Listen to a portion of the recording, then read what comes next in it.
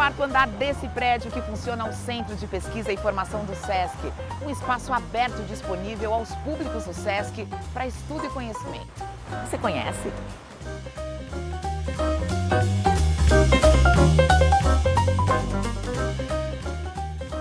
Os encontros, como cursos, seminários e palestras, são realizados em salas de diferentes formatos, com a intenção do diálogo entre os saberes.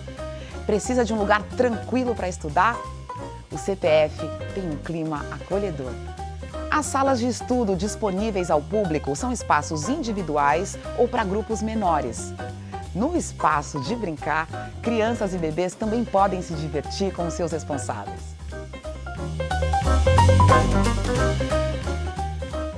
E aquele cafezinho ou sopa no final da tarde? A cafeteria do CPF tem.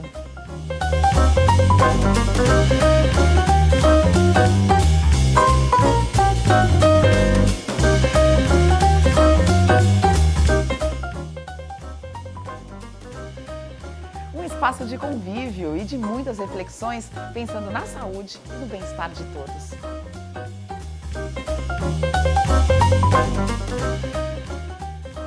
Sabe aquele livro que você precisa para o seu estudo?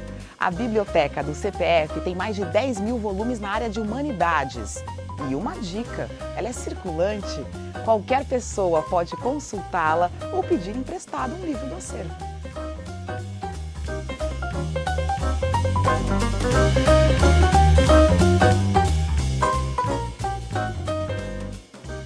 Na central de atendimento, você pode fazer a sua credencial ou comprar ingressos para eventos de qualquer SESC. Essa unidade fica aberta de segunda a sexta-feira, das 10 da manhã às 9h30 da noite. No horário noturno, temos disponível transporte gratuito até o metrô. Já aos sábados, o CPF funciona das 10 da manhã às 6 da tarde. E se você vem de bike, tem bicicletário. Um espaço de encontro, de criação, reflexão crítica, um espaço de conhecimento. Venham, aguardamos vocês!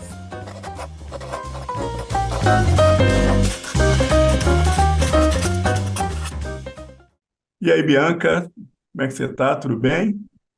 Eu Olá, tudo sou, bem? sou Tom Farias, aqui abrindo essa primeira edição da Filiera Chá, com esse bate-papo sobre o Portinari Negro, essa exposição que está aí bombando na Praça Central da cidade. E a gente vai conversar um pouco também sobre essa exposição, sobre Portinari, a obra dele, esses painéis que ele dedicou, né, à população negra, de modo geral, com a Bianca Sartre. Enfim, quase saiu quase saiu uma Simone de Beauvoir aqui, entendeu? Enfim, mas com a Bianca, e a gente queria que vocês curtissem, acompanhassem, dessem link aqui nessa nossa conversa, e partilhassem ela para os amigos. Não é isso, Bianca? Para começar, Exatamente. Bianca, eu queria que você falasse um pouco de você e, enfim, do teu trabalho em si, para que as pessoas possam se situar. Sim, sim. Eu sou Bianca Sardes, né? Eu sou artista visual aqui no Rio de Janeiro e eu sou nascida e criada aqui na Rocinha, na favela aqui, a maior favela, né, daqui do Rio de Janeiro, na América Latina. E eu desenho desde os meus 9 anos, de 9, 13 anos, assim, quando eu comecei a me dedicar mesmo ao desenho em geral.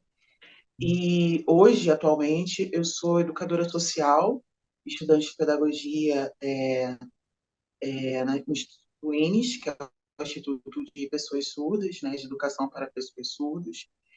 E eu tenho um projeto social, que é o Projeto Povoada. O Projeto Povoada, ele traz conscientização através da arte. E nisso tudo, eu cheguei até esse momento aqui, no momento da minha vida, além, né, que eu digo, de encontro com o Portinari, com tudo que me acrescentou. Maravilha. Você tem, e tem o meu amigo na Rocinha, que é o Maxwell Ah, Alexandre, sim. enfim. Eu escrevi uma série para a TV Cultura e ele foi um dos episódios dessa série da TV Cultura. Você deve conhecê-lo aí, porque ele é bem conhecido aí na Ele está com uma Rocinha. galeria de arte aqui, inaugurou há mais ou menos uma semana a galeria dele, o pavilhão, e é só soma. Ele É, aqui, pra gente, é soma total. é um amigão, amigão. Mas, Bianca, bom, o tema é bastante interessante, né? Porque falar do Portinari, a questão negra em si, tem um suporte muito grande pela época que o Portinari viveu. Ele, basicamente, né, o auge do Portinari, anos 30, anos 40, né, tem uma pegada muito grande nessa época.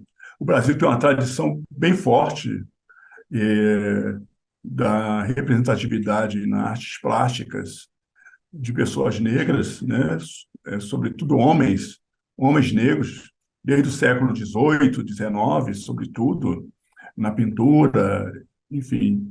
E o Portinari, como é homem branco, ele vem, inclusive, retratar, né, algo que, basicamente, os autores negros não retrataram, com exceção ali muito próxima de Cavalcanti, né, que era inclusive sobrinho do José de Patrocínio de Cavalcante, o Di e as suas famosas mulatas, né? E é engraçado o Di e o Portinari, né? O Di negro, Portinari branco, mas os dois com uma pegada muito próxima, né? Primeiro, falar retratando personalidades do mundo negro, né? Depois, ambos escritores, também poetas, né? Em si, e com uma pegada de empreendedorismo muito grande. Então, eu queria que talvez você fizesse um panorama de como essa arte do Portinari se envolve com essa questão negra em si, né? Sim, sim.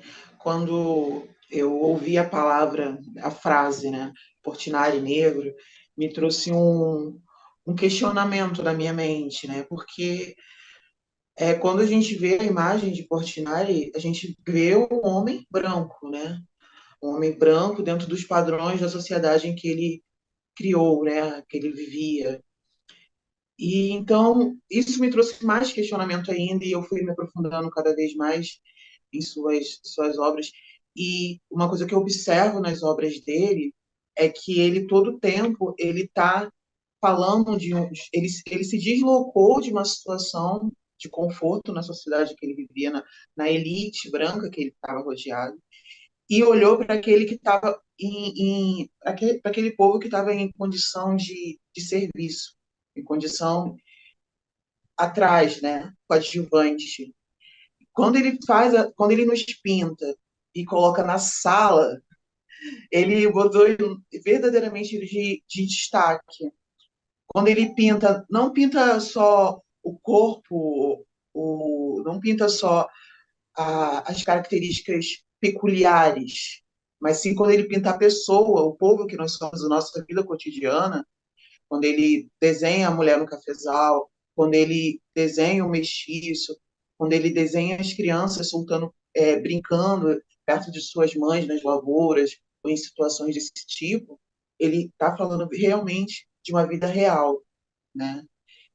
E aí, a partir dessa visão, é fácil conectar, é fácil ouvir a palavra Portinari Negro e verdadeiramente dar verdade para essa palavra, porque ele foi o artista que ele fez escolhas, ele desafiou aquilo que a sociedade dizia que era arte naquele tempo, né? E a partir desse momento que ele fez isso, ele nos registrou. E isso trouxe o protagonismo que hoje nós temos. A segurança que a gente tem hoje foi de pessoas como ele falar da gente como seres humanos e não como serviçais, como produtos, né? E isso na arte, quando ele coloca isso nas obras dele, não só do povo negro, mas de todo o grupo de minorias, toda a comunidade de minoria, né? Mulheres, mães sofredoras e tudo isso, ele está registrando, ele está abrindo as portas, ele está marcando, botando um selo ali na parede, Então, quando eu vejo ele e quando eu contemplo as obras dele, me dá mais segurança de atuar com as minhas obras, sabe? É meio estranho, assim, porque como pode uma pessoa lá atrás me passar uma segurança, eu aqui, mulher negra, num outro momento completamente diferente, né? Eu fiz uma releitura da obra dele, que é A Mulher com a Criança. Foram 3 obras, né, que fui convidada para fazer pelo Instituto Portinari, e eu usei a obra Guerra, a obra O Morro e A Mulher com a Criança. E A Mulher com a Criança, Portinari, ele desenhava a mulher, sim, mas ele desenhava a mulher negra com esse conjunto, mulher negra, duas opressões ali, duas querendo sendo silenciada naquele tempo, mas ele desenhava com uma força, ele desenhava assim com empoderamento. Você olha nas pinturas dele com o olhar, são sempre, quando ele retrata a mulher, ou estão com posturas de força, ou com um olhar de poder, de empoderamento. É algo que a gente, se observar, você consegue ver isso nitidamente. Principalmente quando a mulher era a mulher trabalhadora, era a mulher que estava aquém da sociedade. E eu peguei esse quadro e falei, cara, tá faltando alguma coisa aqui dessa minha releitura. Vamos acrescentar aqui a mulher com o punho levantado, a mulher enfrentando um olhar fixo ao olhar a quem a confronta, a quem a questiona, né? A mulher de hoje em dia é essa mulher que está com o punho levantado, a mulher negra, né? É a mulher negra que eu me conheço, a mulher negra que eu conheço muitas por aqui, ela é essa mulher que ela continua a mesma postura, o mesmo corpo físico que Portinari desenhava lá atrás, ela continua com a criança ali com a mão, só que agora eu até desenhei a criança aqui com a blusa do Flamengo, né? A criança ali a mão e tal, mas a postura dela, ela agora ela bate de frente.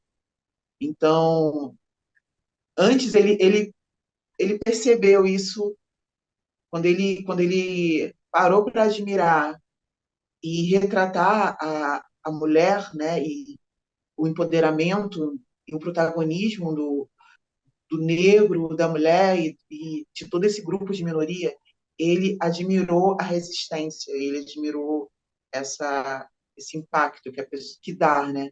Quando você olha para pessoas, esse povo é mais do que um serviçal. Esse povo ele é um povo que tem uma história para contar. E ele foi um dos primeiros a fazer isso. Isso me deixa muito impactada. É uma forma de que deixa ele atual. Eu falo dele com paixão, então. Mostra, fique à vontade, tá? Porque você trouxe temas aí bem interessantes, né? Que o Portinari passou realmente por essa fronteira, né? E aí, quer dizer, realmente desafiou um sistema que tinha uma leitura do negro, e essa leitura vem pós a abolição da escravatura, ali de 1888, né? Então, o Portinari, realmente, ele tira o negro da senzala, digamos assim, e leva para a sala de visita. Seria uma leitura assim, mais menoscabada do que você está falando. Sim, sim. Ele, ele de verdade, ele começa esse movimento e de, de tirar a gente daquela situação. Eu falo, desculpa, eu vou sempre falar gente porque eu me coloco. Então, é isso. Para mim é atual, é atual. Então, ele faz esse movimento de tirar a gente daquela situação, de A sempre gente é estar. e a gente é muita gente, né? Você sabe, né? Exatamente. É muito povo negro silenciado, é muito povo negro que fica ali e não consegue ter sua voz e não consegue e é ignorado. Então, assim, é a gente mesmo, é muita gente que de verdade até hoje está acontecendo isso. Por isso que eu falo com muita naturalidade e verdade, me colocando como um tempo atual, o que Portinari fez na década em que ele viveu, porque eu consigo ter a visão da mesa posta e eu não sentada à mesa. Consigo ter essa visão. Eu consigo ter a visão de grupos de socializações, grupos sociais, de conversas, de cultura e de coisas onde eu estava sendo excluída, o meu povo estava sendo excluído, onde eu estava ali servindo, limpando. E, e quando esse grupo, essa sociedade tão cheia de exclusão, de racismo, tão cheia de preconceitos, não olhava para a gente, não olhava. Quando e o que era de mais intelectual, o que era de mais admirável era a arte.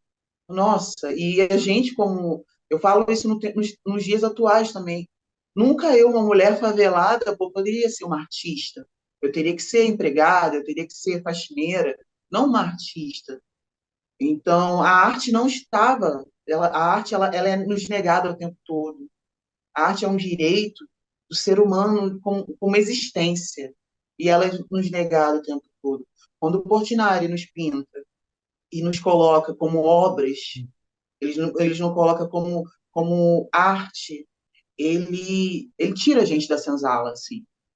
É o que eu queria pontuar, Bianca, aí pegando um pouco do teu raciocínio, é que ainda você tem um negro, né, um homem ou uma mulher, mesmo a criança, em estado bruto, ou seja, ainda como serviçal, né? Não tem mais aquela história do Debré, do Roger Andar, né? Pessoal no eito, sendo açoitado, né? Acorrentado. É um outro processo, também, né? Rugenda e Debré brancos, Sim, mas é um outro processo, mas ainda é um negro no sentido da mão de obra bruta, ou seja, né, exatamente. você não, você e nós temos muitas experiências, século XVIII, XIX, por exemplo, de negros na área da medicina, na área da engenharia, né, como grandes literatos, escritores e tudo mais, né?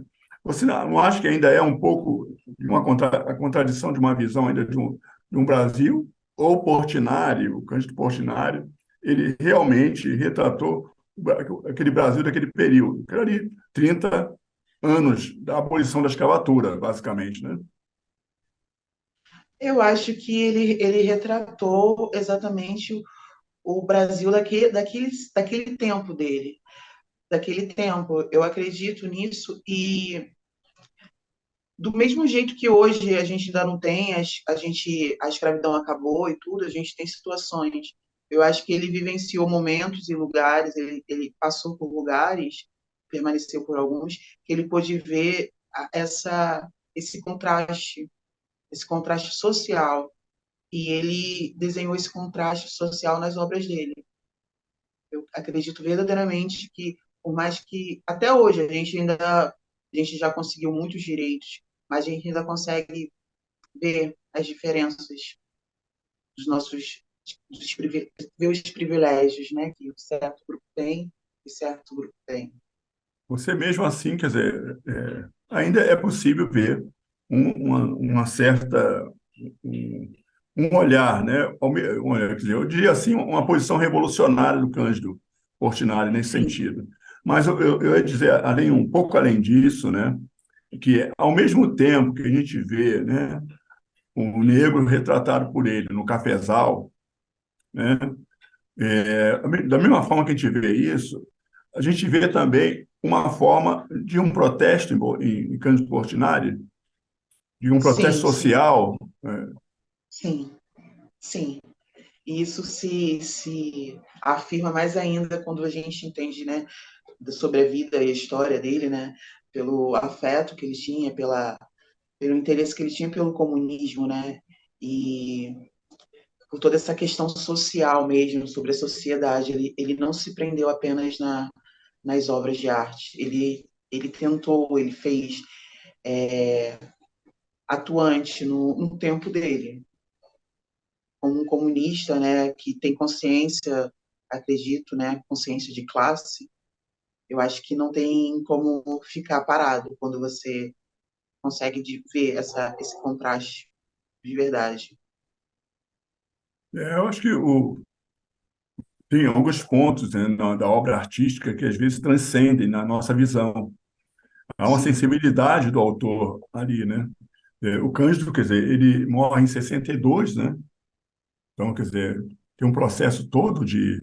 Mas você vê a, a pegada do Cândido em si, quer dizer, tá, agora são 120 anos, né, do nascimento do Cândido, mas assim, ele morre em 62, é, dentro de uma pegada de uma obra que tem sempre algo que impacta na sociedade brasileira, seja a questão da fome, seja a Uhum. questão do negro, né, do ponto de vista do racismo brasileiro, do ponto de vista vamos dizer assim, né, do legado deixado pela escravidão, né, brasileira.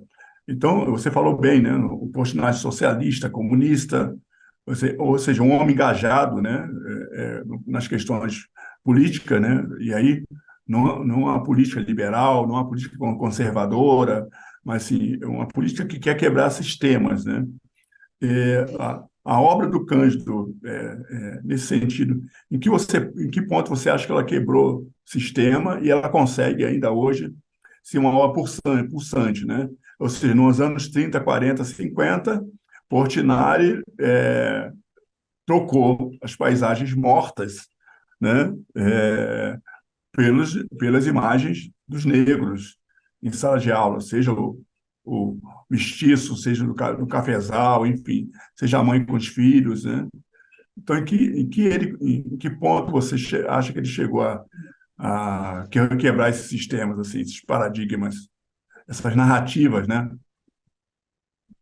Sim, eu acredito, né, que como a gente estava falando, o Portinari, ele era engajado, ele tinha uma consciência, né, e eu acredito também que esse período em que ele esteve fora do Brasil, ele conseguiu observar essa desigualdade entre os direitos entre países, né?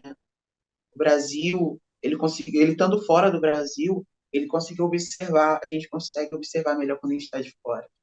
Ele conseguiu observar e ele também tinha uma condição de estar no momento, no tempo atual, né? Um tempo onde ele tinha que trabalhar, onde ele tinha que ter uma família, ele tinha que ter um dinheiro, ele tinha que se manter nesse sistema brasileiro também. Então, eu acho que quando ele desenhava e retratava suas pinturas, quando ele parou, se deparou com a vida dele, ele pensou: o que eu posso fazer em relação a essa desigualdade social? O que eu posso fazer verdadeiramente? Mesmo ele sendo um simpatizante sobre o comunismo, ele existe, é necessário ter estratégia para estar trazendo a questão sobre a desigualdade social, o capitalismo, o patriarcado e todas essas consciências que a gente só tem e a gente só tem quando desperta. Ele despertou nesse momento e ele pensava como fazer para passar isso para as pessoas, como fazer para trazer direito à arte a todos e registrar isso, não talvez por escrito, mas sim de uma forma que todos possam ver. Como a gente falou, a pintura ela fala por si só. E a gente pode reparar, né, em todas essas pinturas que Portinari fez durante esse período que ele parou de desenhar sobre natureza morta, a gente consegue ver que ele fala muito, ele grita, ele mostra gritos, ele mostra sofrimento, mães com filhos, ele grita o tempo todo. E é um grito da alma. Não é à toa que o Brasil, né, que Portinari no Brasil, ele é reconhecido por ter pintado a alma do Brasil, né? Então, eu acho que essa forma que ele decidiu fazer a luta dele, ele lutou. Ele teve um período onde ele lutou pela igualdade social. Ele lutou pelos direitos a todos. E a forma dele de luta, ela persiste até hoje, que são as obras de arte dele, que naquele tempo falaram para grupos e hoje falam para gente. Então, foi o registro dele de luta, foi o despertar dele, foi quando ele percebeu que, através das artes dele, ele poderia deixar uma estratégia de luta imortal e eterna, sabe? Porque enquanto a gente puder, a gente vai estar vendo e admirando e refletindo sobre as obras dele. E tomando essa consciência dessa discrepância social. É interessante como o João Cândido, né, o filho, tem, tem tanto desse legado do pai, né? Essa, Sim, essa, essa impositura de aguerrida, enfim, né? É assim, que ele quer levar, né, a verdade até o último limite do discurso. E Portinari parece que levava isso também na pintura, né? Quer dizer, por trás de tudo aquilo tinha um discurso político, né? em todo tempo. E aí fiquei pensando aqui pela FLI, né? Que a gente tem o nosso patrono, né? Que é o Afonso Arinos de Melo Franco de outro lado, homenageado o Cândido Portinari, né? Com esses painéis belíssimos aqui na praça. A gente convida todo mundo para vir assistir. Mas o Afonso Arinos, quer dizer, um camarada que escreveu um livro que consagrou, mas que é Pelo Sertão, é um livro de contos, né? Foi da Academia Brasileira de Letras, e ele e Portinari eram muito amigos, muito próximos, né? Tem fotos dos dois, inclusive. Assim, o quanto um vai ver um Brasil relegado, né? Porque o Brasil é, até hoje, um polo Uhum. das capitais Rio e São Paulo, né? A antiga corte, né? Com o atual polo comercial mundial, que é a cidade de São Paulo, né? O Brasil, o Rio de Janeiro, com essa questão muito cultural, né? Ainda chorando, né? As perdas, né? Do Império, chorando as perdas de ser a capital da República, né? Então, por aí, né? E o quanto o Afonso Arinos foi desbravar o sertão, né?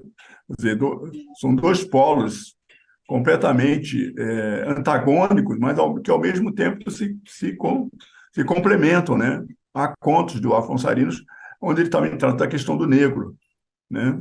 E Minas Sim, Gerais em si, Minas Gerais é basicamente um celeiro mais forte da escravidão no Brasil, sobretudo no século XVIII. A idade da mineração, né? Enfim, uma série de questões, né?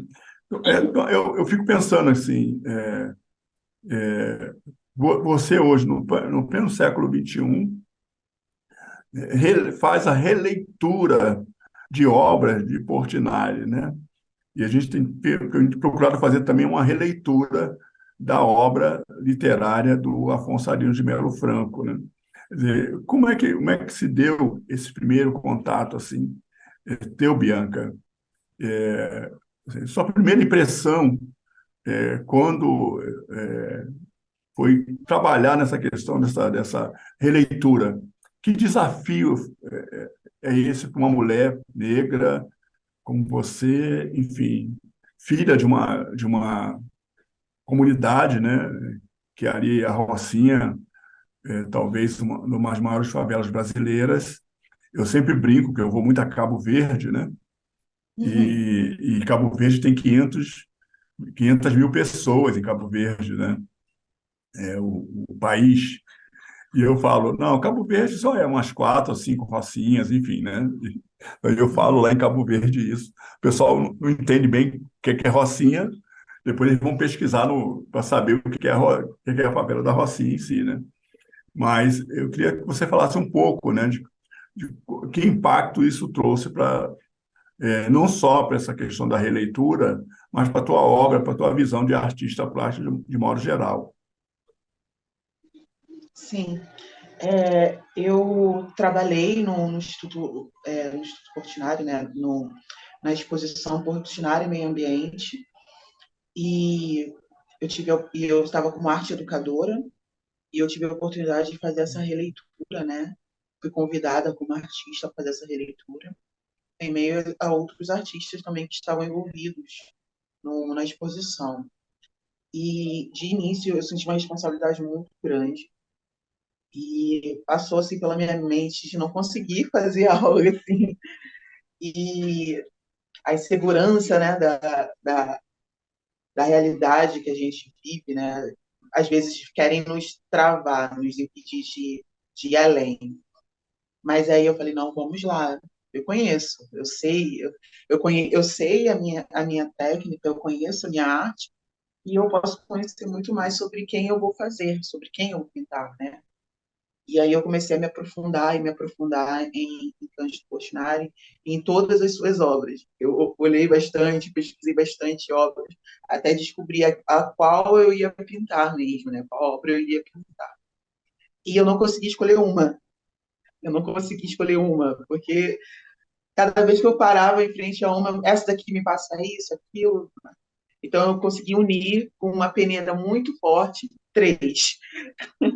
E ela, quando eu fiz, foi um processo, eu fiz uma semana, porque tinha pouco tempo, foi um desenho digital, eu faço pintura, grafite, é, reciclagem, aplicações, esculturas, e de todos esses trabalhos que eu faço aqui, eu conseguiria entregar em uma semana, era o desenho digital dessa releitura.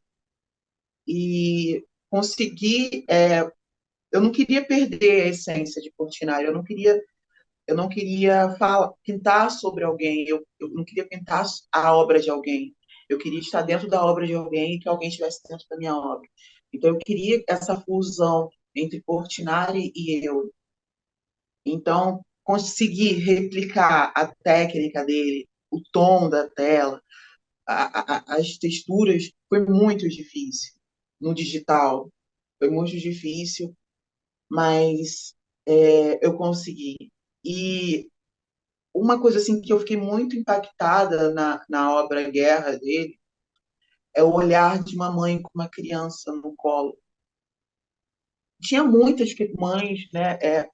Pietá, eu acho que é esse o termo que fala, a mãe com a criança no colo. Tinha muitas outras mães. Tortinari tem muitos desenhos desse, muitos desenhos com mulher com criança no colo. Mas aquele tinha algo específico. Era o olhar daquela mãe.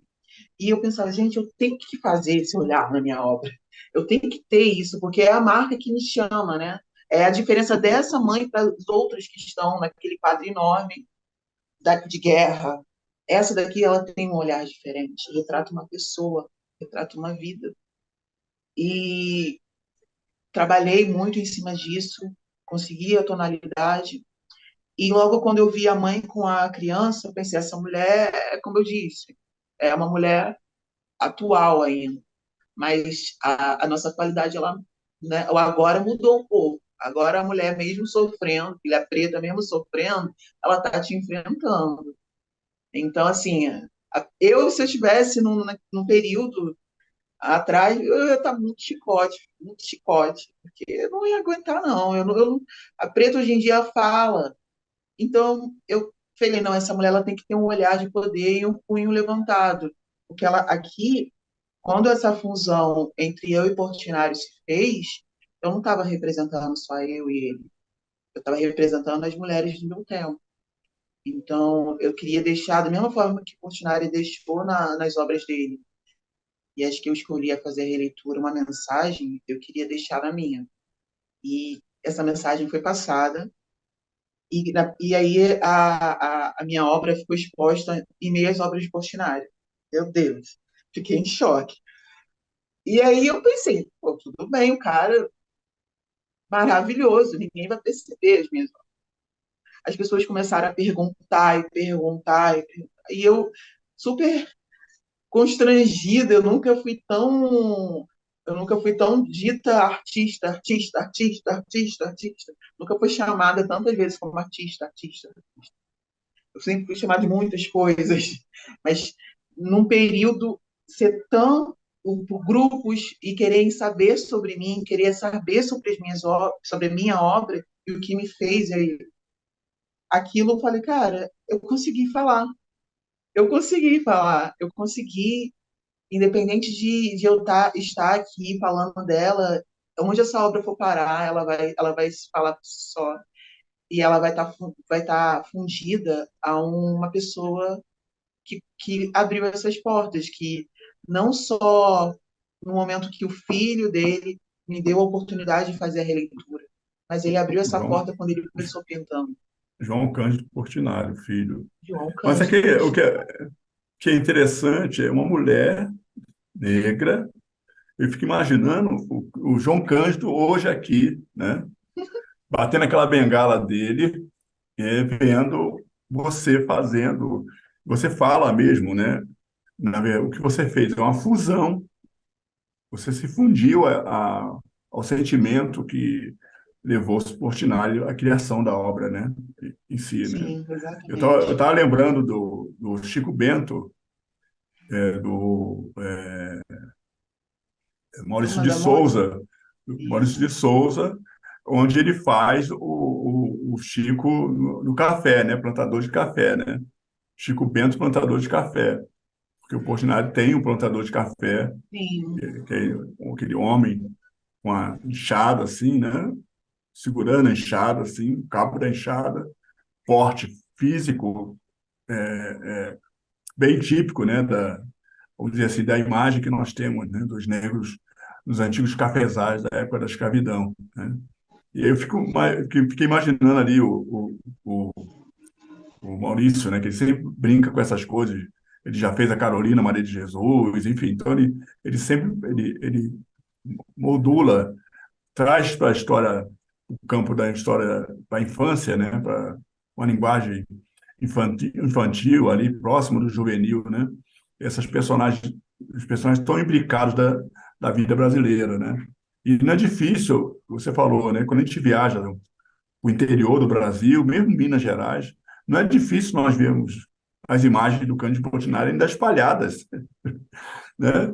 Pelas fazendas, pelos sítios, pelas roças, pelos mercados das cidades, sobretudo das cidades mineiras, assim, cidades mineiras muito pequenininhas. Também um município, um estado que tem 835 municípios, você tem de tudo, né?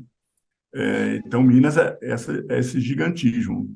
Mas o que eu fiquei assim, bem fascinado é de como você conseguiu entrar na alma de Portinari e as pessoas conseguindo captar esta alma em você, entendeu? Então, você é um artista, sempre foi um artista, né? Mas esse impacto do reconhecimento a partir de uma coisa que está ali estabelecida, né? Uma sim, arte, vamos chamar de a grande arte, né? Está estabelecida em Portinari, ser transmutada em você, né? Na Bianca. Então, acho que foi um pouco sobre isso. sim, foi. É, mas dá curiosidade de ver essa tua leitura, dá muita curiosidade, que o pessoal vai ficar curioso. Sim, só A gente, entrar lá na rede social. é, tem- Vai Bianca, estar no Instagram. tem que dar teu Instagram para as pessoas acompanharem, viu, Bianca? Sim, É, mas, assim, falando dessa questão desse Portinari, que te vem com essa pegada, quer dizer, o Portinari nasce em São Paulo, num período em que o Estado ainda não tem a importância econômica e social para o Brasil, né? Não só o Estado, quer dizer, sobretudo a cidade de São Paulo, né? Até os anos sim, 20, São Paulo era um biombo, uma cidade pequena, em comparação ao Rio de Janeiro. Tinha menos população, inclusive, do que o Rio de Janeiro, até os anos 20. Tinha menos importância econômica do que o Rio de Janeiro ainda, nos anos 20. Mas em 22 se dá o grande pulo cultural de São Paulo, que vem dentro da pegada também do desenvolvimento econômico da cidade, que é a Semana de Arte Moderna, né? Eu queria que você desse uma palhinha de como o Portinari se comporta aí com relação à Semana de Arte Moderna, ou esta arte do Portinari, né, que vai com ele até a fim da vida ali, 1962, dialoga com essa questão da Semana de Arte Moderna. Você tem ali o Mário, um outro homem negro, né? E aí, protagonista da Semana de Arte Moderna. Você tem ali, como eu falei aqui, o Di Cavalcanti, que é o mentor intelectual da semana, né? O Di Cavalcanti.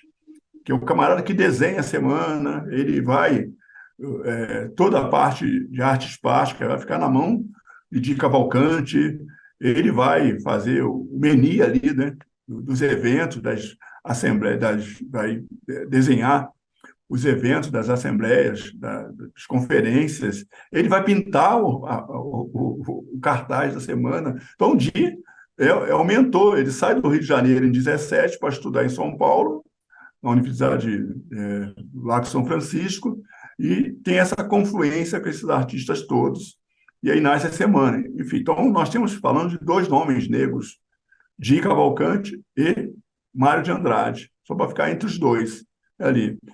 Como o Portinari entra nesse universo da semana, ele já estava ali com 19 anos, né, basicamente, o Portinari, mas assim, no decorrer, né, que a semana não acontece só, né, em 22, mas ela é um acontecimento que vai contagiar, tanto que o Mário vai publicar ali, né, Macunaíma em 28, né, e fora isso, os seus poemas, né, e vão surgir outros poetas, escritores no Nordeste, no Brasil, né, e nas artes plásticas, com a Anitta, Malfatti, enfim, né.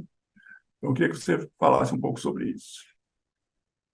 Acredito que Portinari, pela a vivência dele, né? Porque ele também vem de origem muito humilde, né? Portinari, ele no Rio, né? No, perdão, em São Paulo, em Brodowski, onde ele cresceu, ele vem de origem humilde. Então, mesmo ele conseguia ter uma consciência em ambientes que ele estava. Ele conseguia ter uma percepção diferente sobre ambientes que ele estava. Por mais que ele estava ali rodeado de pessoas que estavam artistas, pessoas importantes, pessoas que já tinham legado e estavam num momento de muito destaque, de muita referência, né, de protagonismo, de referência. O Portinari, ele sempre se colocou como não só como um artista, mas também como bons amigos, né? Ele sempre esteve rodeado de bons amigos. Eu acho que isso fez muita diferença para ele ter esse renome que ele tem até hoje, né? E para ele ter as oportunidades, os privilégios que ele teve no período, desse período todo dele de vida, onde ele pôde retratar e falar sobre muitos. Só quem vive em ambientes consegue falar sobre ambientes. Eu acho que ele escrevia, ele desenhava e ele discursava também. Então, assim, não tem como você viver tudo isso e você não botar para fora, mesmo ele em meio a qualquer grupo de pessoas. Isso eu acho que o deixou um pouco sozinho, muito seletivo, né? Eu acho que percebo isso. Mas fugi um pouquinho porque essa questão que eu me encaixei logo na questão dele em relação à família, né? Mas acredito que nesse tempo, Portinari ele fez muitos sacrifícios em todo o tempo. Desde quando ele se dedicou, desde quando ele decidiu sair para estudar, em momentos que ele está em jantares, em festas, você vê sempre ali, não uma pessoa acomodada, mas sim uma pessoa que está sempre ali conversando. Nas fotos você vê sempre a pessoa ali conversando, discursando, se comunicando. Então, além da mensagem dele artística, ele tem uma mensagem social, uma mensagem política. E é o grande momento das artes plásticas no Brasil, né? Que esse período Sim, do cinquentenário do século passado, né? Ou seja, até os anos 50 ali, as artes plásticas são bem fortes no Brasil. E a semana ajudou muito, até talvez, a moldar essa linguagem de Portinari, né? Ou seja, esse arrojo de você tratar de temas ainda tabus na sociedade, né? Tudo que se relaciona ao sentir mais negro tem seguro, sentir mais tudo seguro até, né? em retratar Exatamente. isso, né? Quer dizer, porque o negro como tabu, né? Quer dizer, tratar do negro é ainda algo que incomoda hoje, você imagina nos anos 30, 40, 50, né, do século passado. Enfim. Exatamente. Bom, eu conversando aqui com a Bianca, e a gente está aqui nessa conversa do Free Paracatu, esse primeiro festival que está arrebentando a boca do balão, viu, Bianca? O Uhum. Portinari deu um incremento muito forte a essa questão da nosso festival. Acho que tem um pouco disso, essa ideia, né, dessa centralidade que a gente traz no nosso tema, tem muito a ver com o que está falando aqui com relação ao Portinari. Então, eu queria que você aqui falasse, passasse uma mensagem para o público antes da gente terminar, enfim, dizendo um pouco desse sentimento, né, de como é participar, estar num evento como esse, enfim, falar de Portinari, falar da sua arte, trazer o público, a atenção do público para esse Portinari ainda tão pouco, né, desconhecido, que eu falo no sentido porque a gente conseguiu reunir as obras do Portinari com relação à questão do negro no Brasil, mas ela está muito dispersa, né? E aí as pessoas, às vezes, olham, mas não, às vezes não dão nem conta que é Portinari em si, né? Uhum, de verdade. Ainda tem muitas obras que não têm nome, e eu acho que ainda vamos achar muitas outras obras dele, né? Porque eu tiro por mim mesmo. Comecei a pintar, minha primeira pintura eu fiz com volta de 13 anos. E você me pergunta onde está, eu não sei. Então, e é isso, a gente faz e solta. A minha esperança é um dia eu conseguir reunir um pouco, né? Hoje em dia a gente consegue essas fotos, né? Hoje em dia é tudo mais digital, mas esse acervo que Portinari tem, nossa, é muito admirável. E meu sonho é conseguir observar a, a mudança nas minhas obras, né? Assim que a gente consegue observar a mudança de tempo nas obras de Portinari, a mudança de culturas sociais, a mudança de valores, e de uma pessoa que vivia e de uma pessoa vivendo depois com uma consciência social. Ele parou de desenhar a natureza morta, parou de desenhar a paisagem, começou a desenhar vidas, verdade, reais. É uma coisa que eu costumo dizer aqui no Rio de Janeiro, né? As pessoas querem comprar muito pinturas do Rio de Janeiro. Nossa, e favela. A Rocinha é algo, né? Favela, Pão de Açúcar. E eu desenho. E aí eu tenho sempre nas minhas exposições, eu tenho um cantinho turístico e tenho o meu cantinho real, que é o cantinho que fala sobre negritude, ancestralidade, é um cantinho que fala sobre quem somos de real, que fala de mulheres carregando seus filhos até hoje para ir trabalhar, descer na favela. Então, é isso, né? Estar aqui com vocês nesse momento agora, é, assim, é muito bom, porque é passar essa mensagem. Eu espero que vocês que estão assistindo aí agora, vocês consigam sentir o amor que eu sinto pela arte e arrisco até dizer que é o mesmo amor que Portinari sentia quando ele pintou as obras dele, da primeira à última obra, que ele se sacrificou, que ele abriu mão, que artista não quer saber de nada, artista quer botar para fora. Então ele não queria saber se ele ia morrer, ele não queria saber se ele tinha que parar de ter contato com as tintas. Ele queria saber que se ele parasse de desenhar, ele sim ia morrer. Nós artistas somos assim, né? Então, eu quando fui convidada para estar aqui conversando com você, Tom, eu pensei muito sobre passar essa mensagem, porque eu queria estar aí com vocês. Eu queria estar aí. E, gente, imagina uma cidade onde tem quadros em todo lugar de Portinari. Aqui no Rio de Janeiro, não é assim. Aqui na Rocinha, não é assim. O meu dia a dia não é assim, onde eu consigo ver obras de arte, onde eu consigo ter acesso, onde eu consigo ter contato e onde eu consigo ter um evento dedicado totalmente ao meu povo. Não é. Então, eu queria muito estar aí com vocês para estar vivendo, sentindo isso. A gente está trocando essa energia.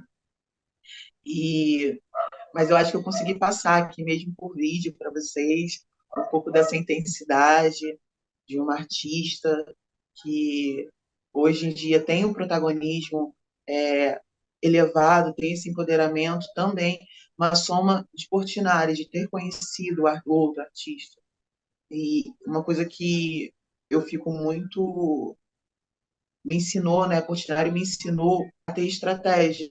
E além dessa mensagem que ele queria ensinar nas obras dele, de como a gente tem estratégia de luta, e todo o tempo ele estava falando de luta, mas além disso, ele me ensinou a querer saber mais e mais e mais de outros artistas, da atualidade, saber mais e mais de pessoas, de entender vidas, de exemplos.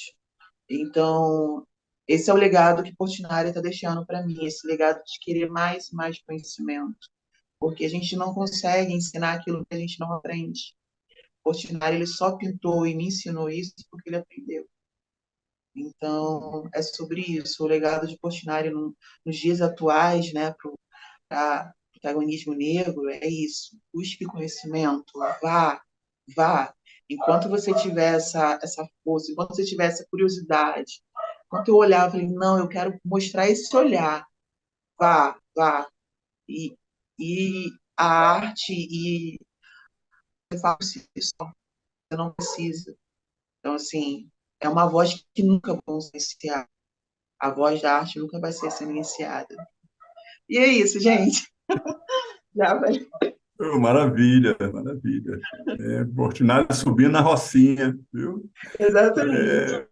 Subiu a Rocinha na forma de uma mulher, tá? Muito especial, muito potente, que é você, Bianca. Muito prazer. Muito obrigado por você estar aqui conosco. E a gente vai seguindo aqui com a nossa Fliparacatu, nessa primeira edição, trazendo essas questões belíssimas sobre Portinari, reflexões, ideias. Como diz ali, né, a Bianca, né, como disse a Bianca, essas reformulações dos ideais da história de Portinari na pintura. Então, brigadíssimo, seguimos aqui e até o próximo debate. Bianca, um beijo. Tchau. Tchau, obrigada.